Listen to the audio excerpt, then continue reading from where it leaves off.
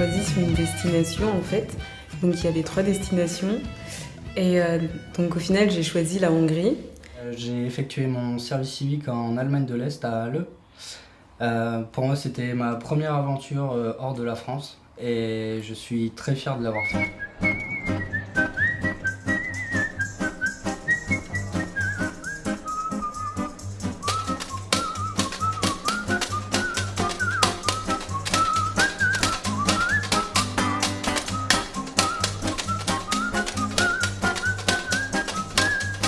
En fait, on vivait au nord-est de la Hongrie, juste en dessous de la Slovaquie. On était vraiment pas loin, à peu près à 1 heure en voiture.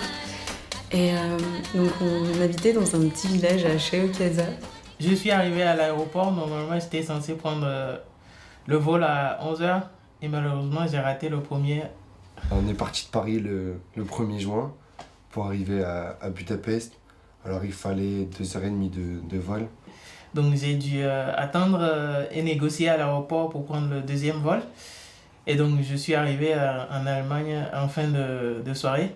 Alors on est arrivé là-bas, on a rencontré notre chef, Tibor. On allait jusqu'à notre village à Cheokaza en voiture. Je voulais regarder le paysage et c'est ce que j'ai fait au final. Enfin, la campagne, l'autoroute, enfin, ça ressemble vraiment à ce qu'on peut retrouver en France.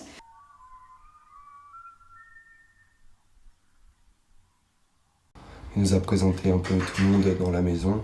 Parce que là où il habite avec toute une communauté de tziganes. Ils sont genre à peu près 10 dans sa maison. Et ce soir-là, les voisins faisaient une fête. Les voisins, c'était des tziganes, ils vivaient dans une petite maison. Et du coup, ils nous ont tous invités à la fête. Alors avec Tibor et Anna, Alexandre n'était pas encore arrivé vu qu'il avait raté l'avion. Mais bon, en tout cas, grosse entrée en matière dans Cheokaza. Dès la première soirée, on s'est dit waouh.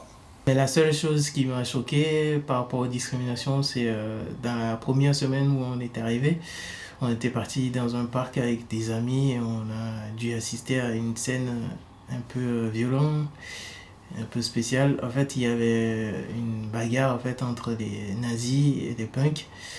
Et à la fin, il y avait une personne qui a fini blessée, très grave, qui est partie à l'hôpital.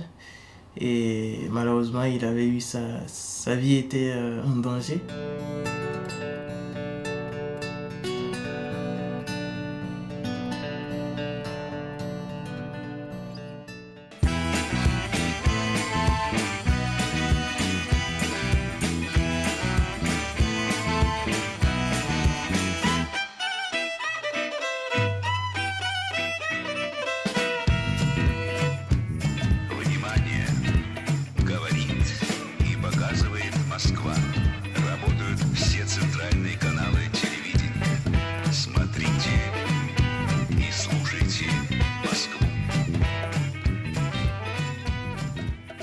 Halle est une ville verte, on y circule beaucoup à vélo,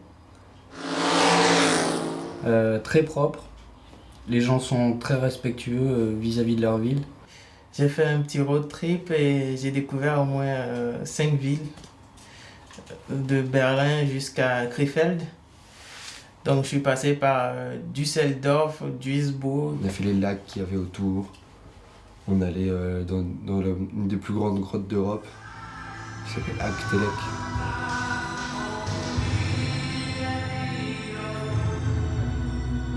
On a pu visiter Kazim Barsika, où là-bas on a rencontré des jeunes, on a sympathisé avec eux On a vécu vraiment des bons moments, un petit festival aussi avec eux. Enfin,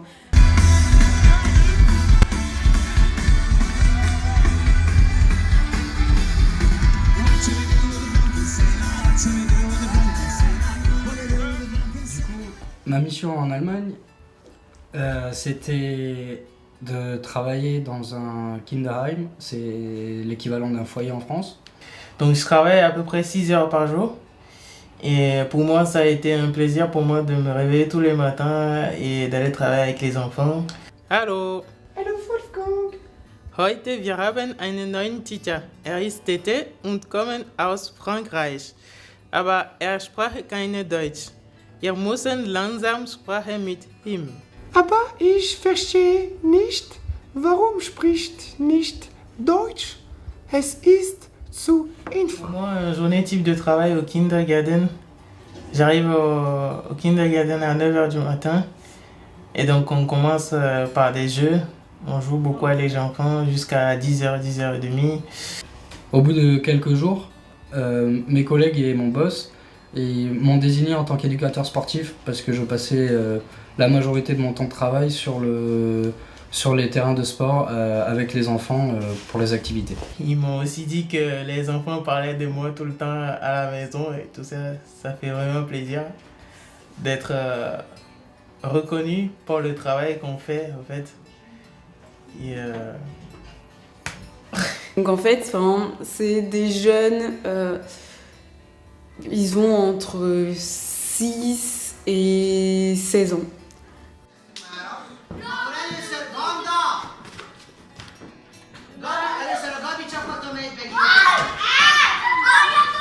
J'ai vu beaucoup de discrimination, il y a énormément de discrimination, mais c'est envers la communauté tzigane, quoi. C'est vraiment, ils sont mis à l'écart. En Hongrie, les tziganes, ils n'accèdent pas à l'école avec les blancs.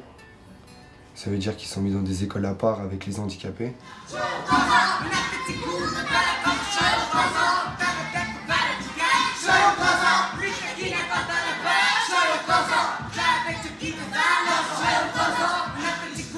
Moi, j'ai vu les deux faces de la Hongrie, parce que je travaillais avec les tziganes, j'habitais avec les tziganes.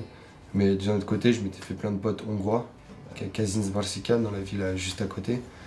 Et moi, quand je parlais avec ces jeunes-là, qui sont des jeunes tout à fait normaux, des jeunes comme nous, qui sont plutôt ouverts d'esprit sur pas mal de choses, et ben, dès que je leur disais que je travaillais avec les tziganes, que j'étais dans leurs écoles, que j'habitais à Chelau-Casa, que j'habitais avec eux et tout, ils me disaient non, c'est pas possible, tu peux pas faire ça, ils vont te tuer, tu vas te prendre des coups de couteau. Donc vu que c'était encore la période scolaire, la fin de la période scolaire, on intervenait avec les enseignants et donc on faisait du chant, des jeux. Le travail, en fait chaque semaine c'était différent. Vraiment chaque semaine c'était différent. À part les 3 premières semaines, on avait vraiment un emploi fixe à l'école de Chelau-Casa où vraiment on y allait tous les jours. On était avec Gabor qui était un des profs là-bas. On faisait des activités pour les petites tziganes. C'était beaucoup de chant au début et de danse. Énormément, on jouait toujours au foot avec les petits garçons et tout. Mais c'était beaucoup de danse et de chant. Il n'y a pas d'eau courante, je veux dire, moi tous les jours je les voyais passer, aller chercher l'eau au puits. Ils passaient en calèche devant chez moi. Il y en a qui ont des voitures, il y en a plein qui ont des calèches. S'ils auraient vraiment de l'argent, comme les non-tziganes pensent, pourquoi vivre dans de telles conditions et pourquoi cacher l'argent ?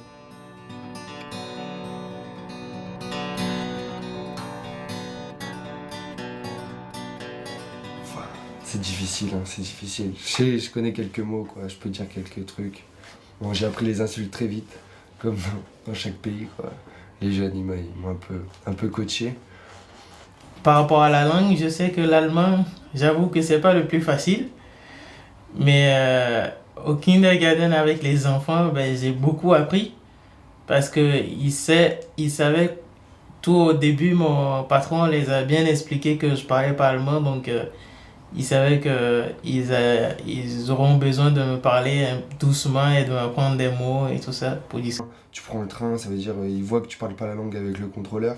Alors là, t'as 2-3 personnes qui vont arriver, qui vont soit venir t'aider, soit venir te demander d'où tu viens. Soit tout le monde va vraiment être très très chaleureux avec toi quand t'es pas hongrois. Enfin, surtout quand t'es français, quoi, je pense, ou que t'es un peu d'un pays loin. La barrière de la langue a été vraiment une difficulté à surmonter, du fait que les enfants ils ne parlaient pas du tout l'anglais.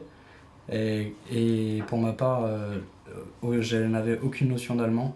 Il n'y en a pas beaucoup qui parlent anglais. C'était pour ça que c'était pas toujours simple de communiquer avec eux. Donc ce qu'on faisait, c'est qu'on parlait un peu avec les enseignants. Ils nous aidaient pour faire la traduction. Et donc il y avait une fête, on va dire, de fin d'année. Et donc avec ces jeunes-là, les grands aussi qui venaient d'une autre école, ceux qui venaient l'école de Sendroled aussi.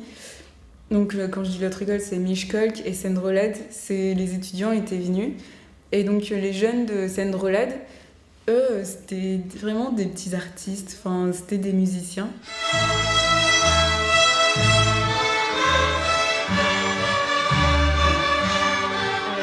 Donc c'était aux jeunes de Shawkaza et de Miskolc qui se sont mis à chanter certaines chansons.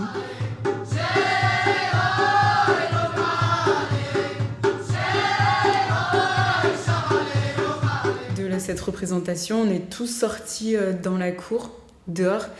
Et là, en fait, naturellement, il y a des petits groupes qui se sont faits ou des gros groupes. Et en fait, les jeunes, ils se sont mis à jouer entre eux. Violon, vraiment les instruments qu'ils avaient, ils se mettaient à chanter.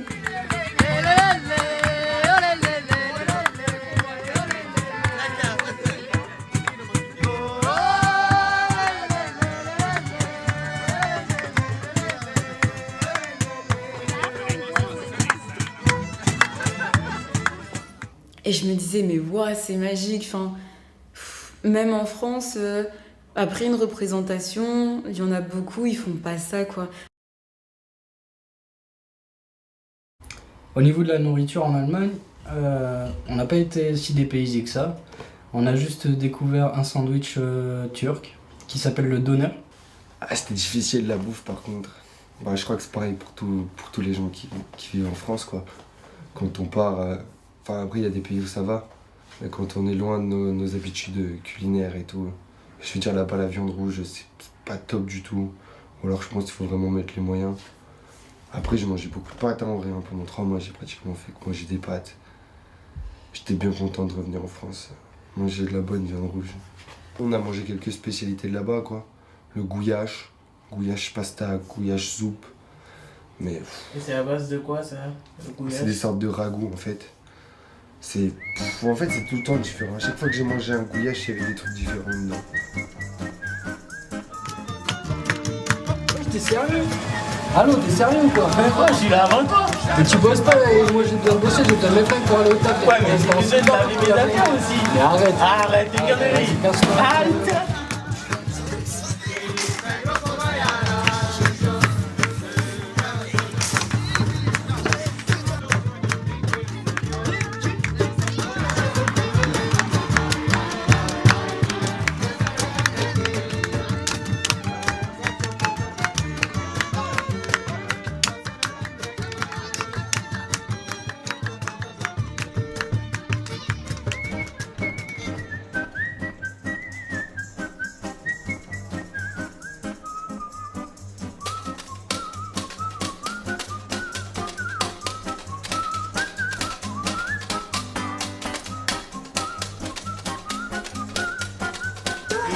Vas-y, Jérôme! Vas-y! Ouais!